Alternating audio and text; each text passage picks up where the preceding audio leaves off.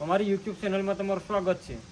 હવે નારેડીની અંદર જે સફેદ માખી આવે છે જેના કારણે નારેડીની અંદર કાળા ટપકા થાય છે, તો એની કોઈ સાઈડ ઇફેક્ટ થાય છે કે નથી થતી એના વિશે આપણે રાહુલભાઈ સાથે વાત કરશું। તો રાહુલભાઈ, તમે ખેડૂત મિત્રોને જણાવો કે જે આ સફેદ માખીના કારણે જે નારેડીની અંદર કાળા ટપકા થાય છે તો એની કોઈ સાઈડ ઇફેક્ટ થઈ શકે?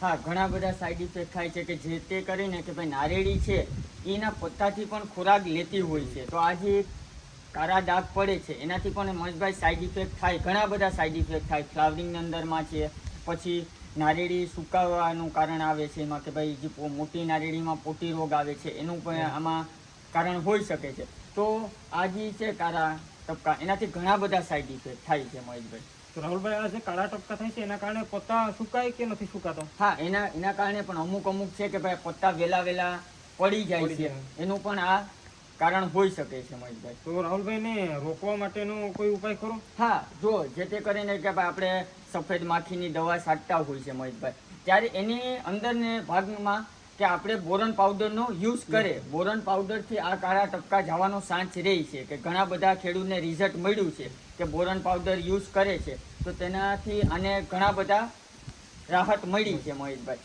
તો બધા ખેડૂત છે કે ભાઈ થોડો માનો કે 1000 લીટરની અંદરમાં 250 ગ્રામ બોરન પાવડરનો યુઝ કરે તો આ કાળા ટપકા જવાનો ચાન્સ રહે।